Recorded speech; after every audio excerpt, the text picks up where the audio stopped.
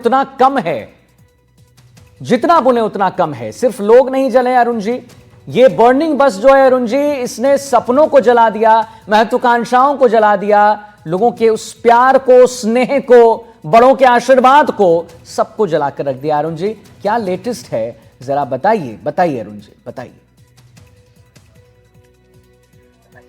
बिल्कुल आदित्य, मैं कुछ तस्वीरें दिखाना चाहूंगा।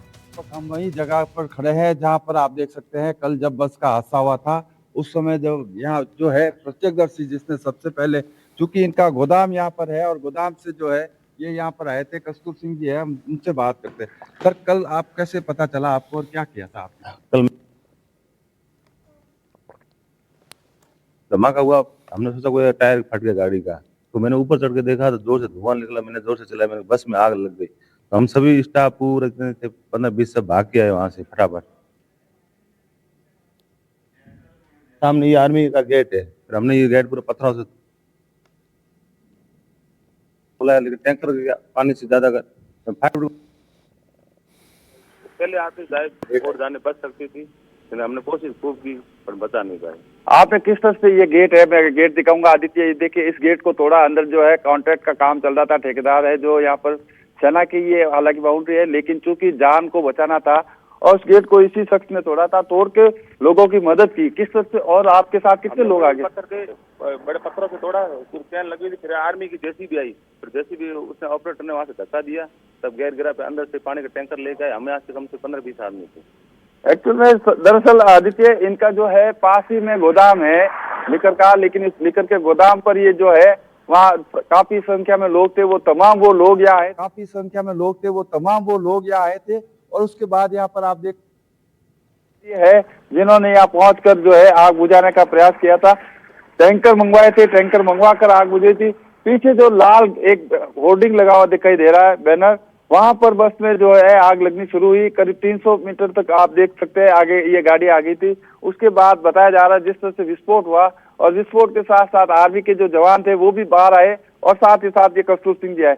क्या देखा आपने वहां पर? आपने तो काफी, मैंने देखा आपके वीडियो में, आप देख रहे कोई भी नहीं था। हमने पे आग लगी, जोर से हमने बचाओ बचाओ चलाया, लेकिन आर्मी वो फोन के तो हमारे साथ 2-3 लेडीज आई थी गाड़ी, फोन के तो हमारे साथ 2-3 लेडीज आई थी गाड़ी में सवार थी। उन्होंने फायर ब्रिगेड को और पुलिस वालों को कॉल किया, फिर आने में समय लगा। फिर हमने यहाँ से पूरा तोड़ के, और फौजी भाई आए, पहले फौजी आर्मी की गाड़ी है, उन्होंने बुझाने की कोशिश की। फायर ब्रिगेड 5-10 मिनट बाद लेट आए। बहुत बड़ी दुकानदिका हो गई दीपावली पे, कई लोगों के घर के चिराग बुझ गए हैं। हाँ, ये तो है, दुरा ऊपर नया त्योहार आ रहा था, सब खुशियां मना रहे थे, सबकी खुशियां उजड़ गई है। कह सकते हैं आदित्य, जिस तरह से जो है आप देखिए एक फौजी का बस में खत्म हो गया, उसका सहयोगी रात को जोधपुर के महात्मा गांधी अस्पताल में अपने साथी को ढूंढ रहा था, क्योंकि उसी ने उसको बस में बैठाया था। लेकिन जब बाद में पता चला कोई अनहोनी होगी, तो निश्चित रूप से तमाम साथी भी मायूस हो गए। और जिस तरह से आंकड़ा बढ़ता जा रहा, एक मरीज की और जिस तरह से बता रहे हैं उपचार के दौरान मृत्यु हो चुकी है, यानी कि आप कह सकते हैं जिस तरह से मौतों का आंकड़ा बढ़ा है, वो भी चिंता का विषय है। हालांकि जिस तरह से जो 70% से ज्यादा लोग चले हुए हैं, उसको अब बचाने का डॉक्टर भले प्रयास कर रहे हैं, लेकिन जिस तरह की कंडीशन है वाकई देखा नहीं जाता है। वेंटिलेटर पे और गया है, लेकिन ये हादसा जो हुआ था वाकई बड़ा दर्दनाक हादसा था। इस हादसे में कह सकते हैं जिस तरह से लोगों की मौत हुई है वो चिंता का विषय। सरकार जांच करवा रही है, लेकिन जांच के बाद दोषी को उस अंजाम तक पहुंचाए तब तो कहीं जाकर ये जांच सही होगी। नहीं तो इससे पूर्व में भी कई हादसे हुए, जांच होती है, लिपापोती होती है, फाइलों में दफन हो जाती है, अंजाम तक नहीं पहुंचता। लेकिन उम्मीद की जानी चाहिए कि इस बार जो है सरकार इस पूरे मामले की जांच करके उस जो भी दोषी है, जो भी परिवहन विभाग के अधिकारी हो या अन्य कोई हो, उनके खिलाफ सख्त कार्रवाई करके एक संदेश देने का प्रयास करेगी। बिल्कुल आप सही कह रहे हैं। और जैसा कि मंत्री जी से भी जब बात हुआ तो उन्होंने भी यही कहा कि जांच का विषय है और जरूर जांच करेंगे, लेकिन आगे ऐसी घटना कभी ना घटे उसके लिए भी बिल्कुल प्रतिबद्ध है सरकार। अभी जरा उनके बारे में बताइए जिनकी स्थिति ठीक नहीं है, उनके बारे में बताइए जिन्हें बहुत बर्न हो चुका है, 70% वो लोग बर्न हो चुके हैं। कैसी स्थिति, क्या कुछ अपडेट है उस पर अरुण जी? आदित्य, अगर बात की जाए तो जो है जोधपुर के महात्मा गांधी अस्पताल में उन लोगों का इलाज चल रहा है। 7 से 8 लोग हैं जो 70% से ज्यादा जल चुके हैं, वेंटिलेटर पे उनको रखा हुआ है। निश्चित रूप से आप देखिए, अब से कुछ देर पहले जो है 10 वर्षीय बच्चा जो है उसकी डेथ हो चुकी है।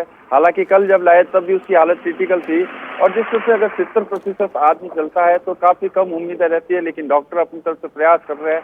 हम भी यही प्रार्थना करते हैं कि इस तरह की और ज्यादा कोई कैजुअलिटी नहीं हो, लेकिन जिस तरह की क्रिटिकल पोजीशन है, डॉक्टर भी यही कह रहे हैं कि ऊपर वाला कोई चमत्कार कर सकता है, लेकिन हम हमारी तरफ से प्रयास कर सकते हैं।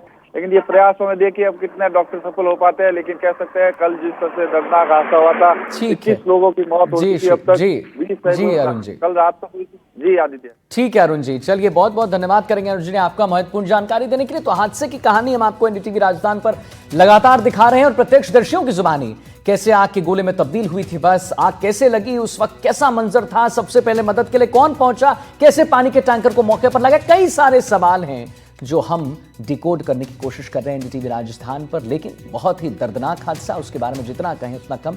छोटे से ब्रेक के लिए